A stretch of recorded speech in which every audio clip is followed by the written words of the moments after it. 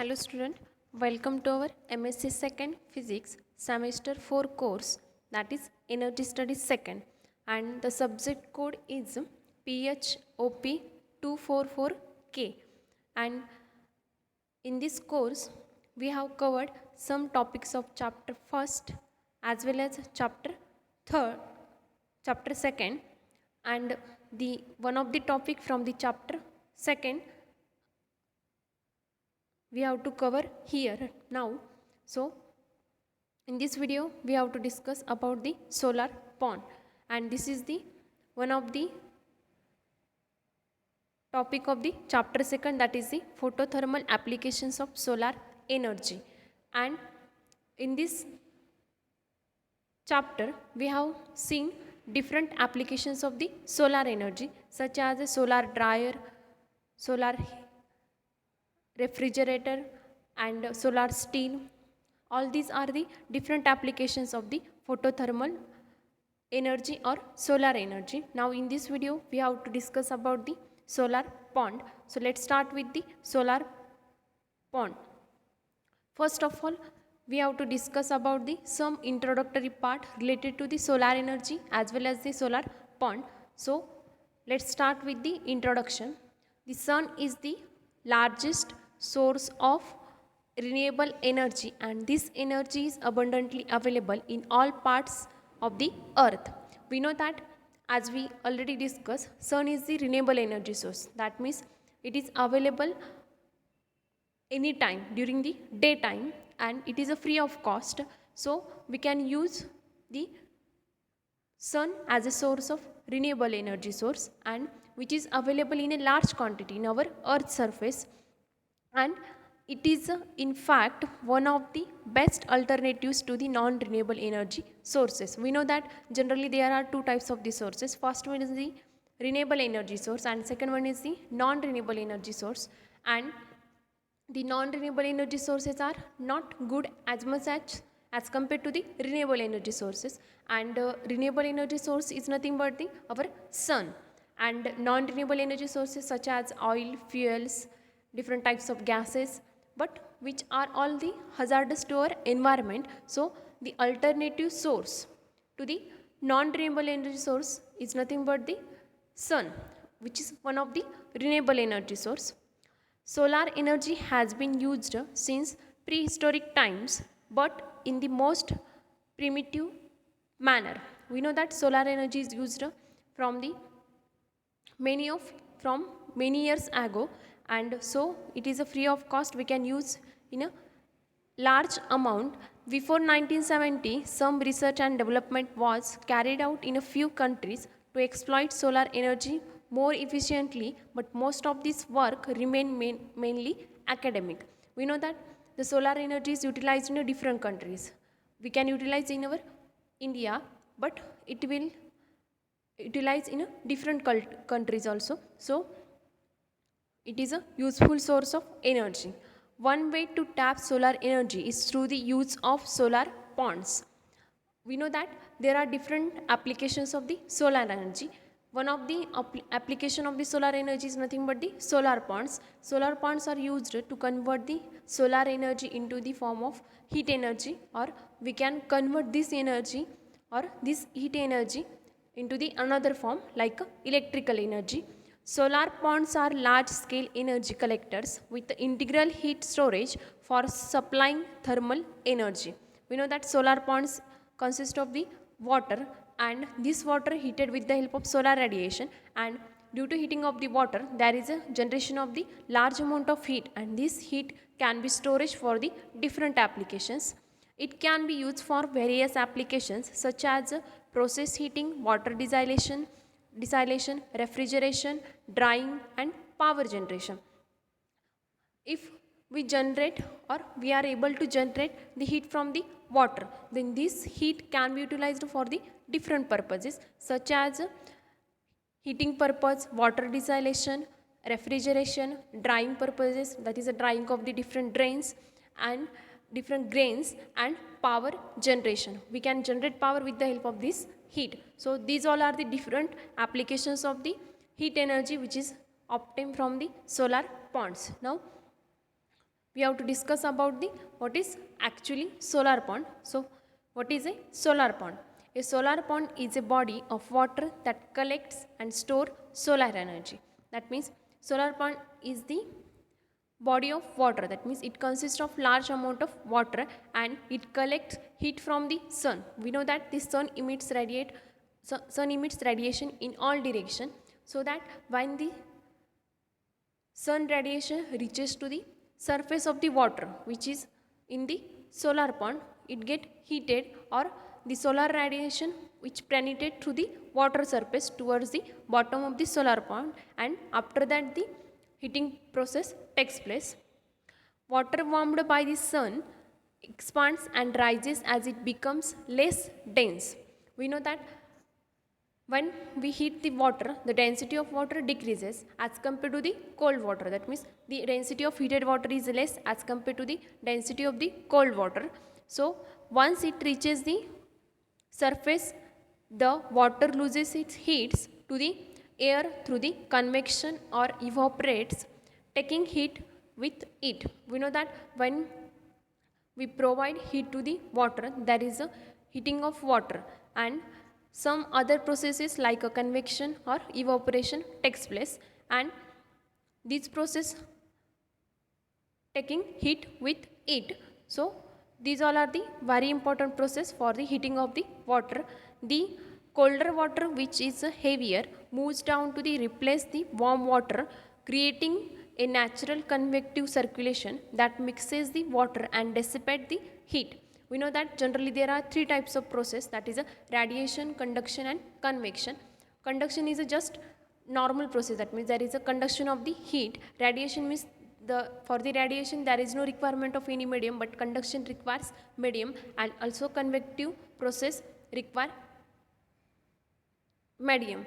So here is the process is the convective process, that means the layer by layer heat transformation. Suppose we have a water in a pond, and also we have the solar radiation. When the solar radiation incident on a water surface, they penetrate to the water surface and they heat that water. So heated water goes towards the bottom side and the cold water again goes towards the upper side. So this process will continue, and in this way the total heating of water takes place, and this is the natural convective circulation process. The design of solar pond reduces either convection or evaporation in order to store the heat collected by the pond. That means the design of solar pond reduces, that means the solar pond is designed in such a way that so that the convection and evaporation process will be minimized. That means due to evaporation and convection process there is a loss of heat, and which is not beneficial for the good collection of the heat or electricity. So the convection and evaporation losses should be minimized so that we can build like that solar pond. A solar pond can store heat much more efficiently than the body of water of the same size because the salinity present convectional current. We know that if we just fill water and collect the heat from that water, this is very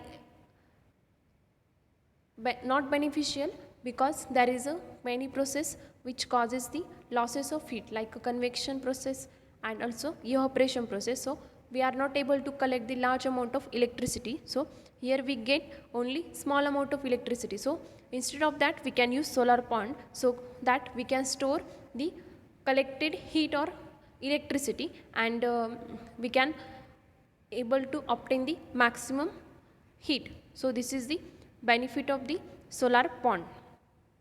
Now how it works? So working principle is the solar pond normally consists of following three zones. That means if we consider any solar pond, it consists of generally three zones. First zone is a upper convective zone, in short we call it as a UCZ.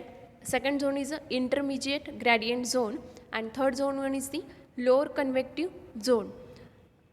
So these all are the three main parts of the solar pond, or three main layer of the solar pond. The first is the upper convective zone.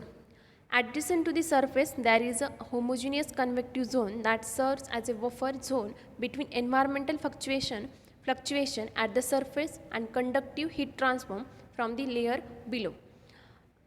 As shown in the figure, there is a three layers, that is a upper convective zone, after that intermediate gradient zone, and after that there is a lower convective zone. So these all are the three different regions.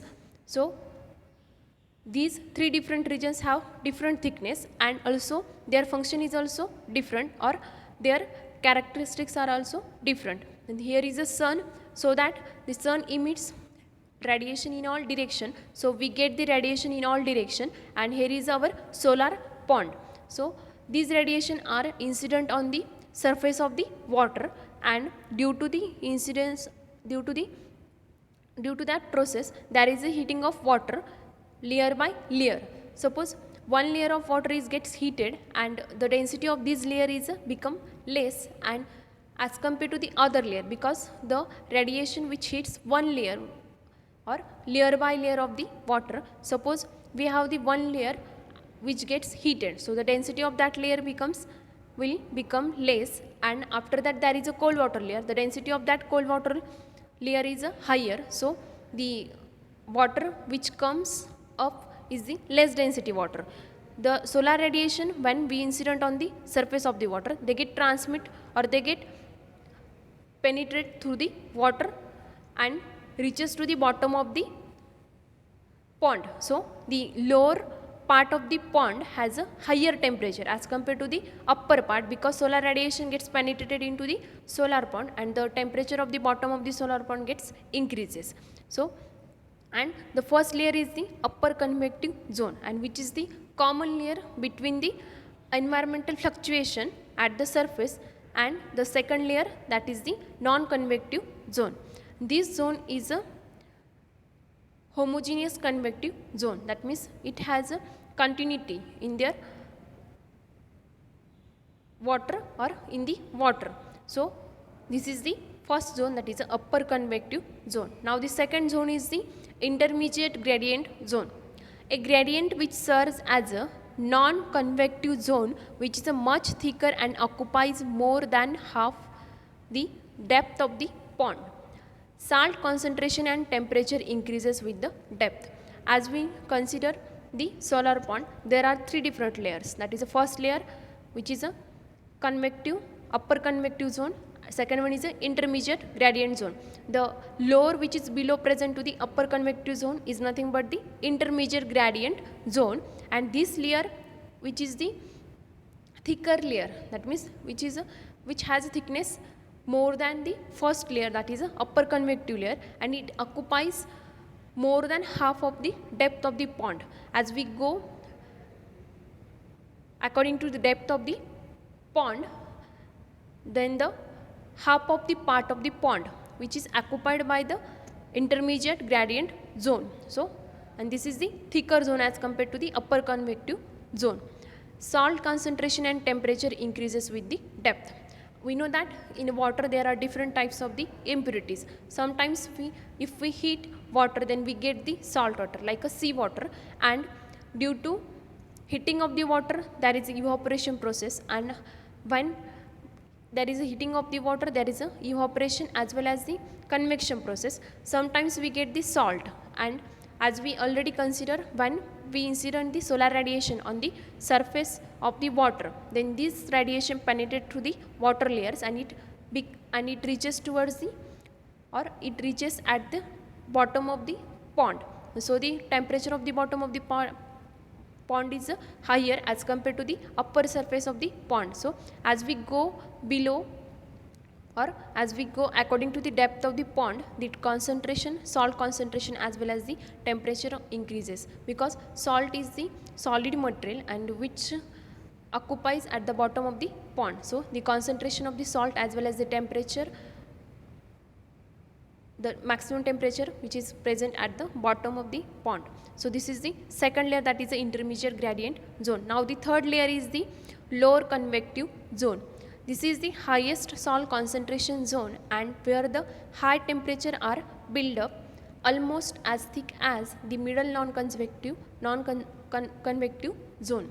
That means the third layer is nothing but the convective, lower convective zone, that is which is present below the non-convective zone, or we can call it as a intermediate gradient zone. This layer is a most thickest layer as compared to the upper convective zone and intermediate gradient zone, and this is the last layer of the solar pond, and which has higher concentration of salt as well as the temperature of this zone is a maximum as compared to the both of the layer which we have seen above. So this is the lower convective zone. As already we mentioned, the lower part of the or the bottom part of the pond which has a higher temperature, because the solar radiation directly penetrated to the water at the bottom surface or at the bottom of the pond. So the temperature of the that bottom region is obviously higher, and the salt is also occupies the bottom surface of the pond, so the salt concentration is also higher.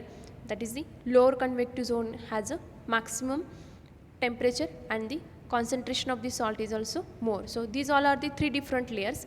According to that, the solar pond works. To maintain a solar pond in this non-equilibrium stationary state, it is necessary to replace the amount of salt that is transported by molecular diffusion from lower convective zone to the upper convective zone.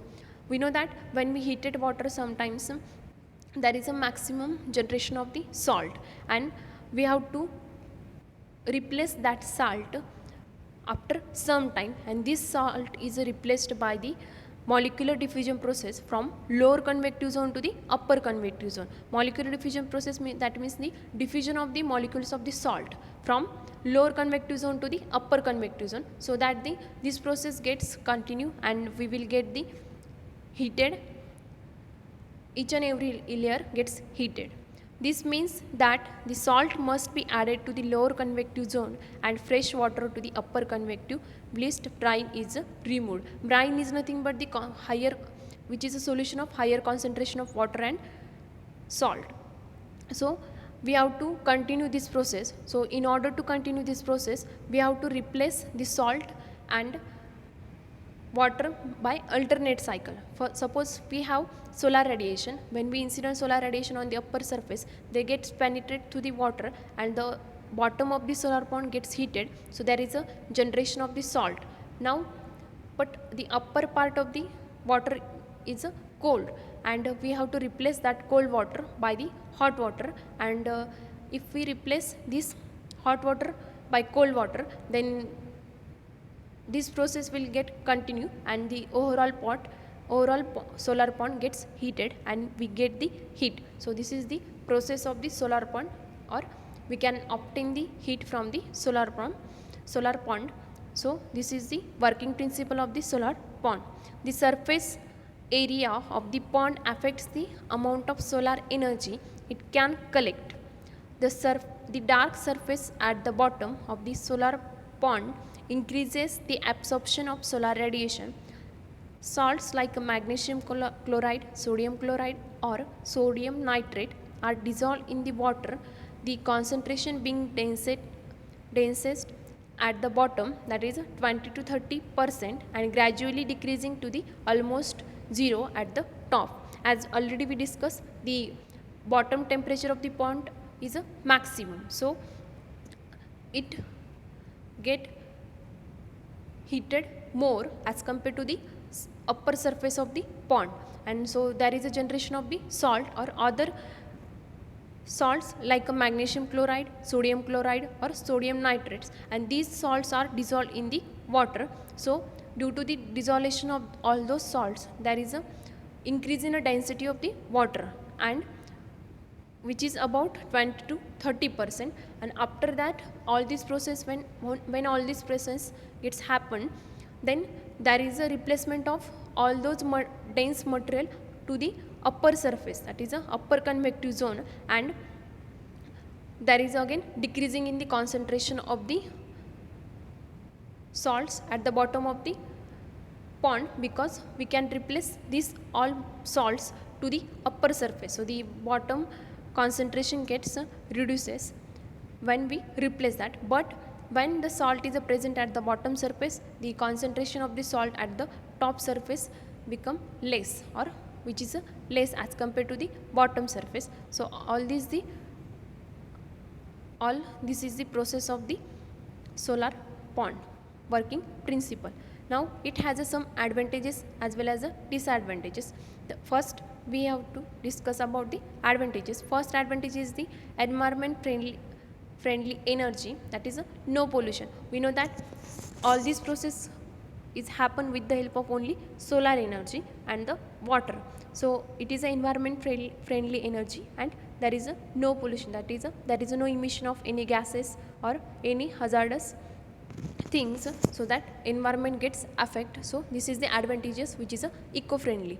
Second advantage is the renewable energy source. We know that water as well as the sun is a renewable energy source, or we can obtain the energy from the sun as well as water, which is a renewable energy. So it is a renewable energy source. It can be used for many purposes, such as a generation of electricity, heating of the fluids. That means the heat which is obtained from the solar pond we can utilize for the different purposes, such as a generation of the electricity and heating of the fluids. Now next advantage is the no need of separate collector for this thermal storage system. That means as we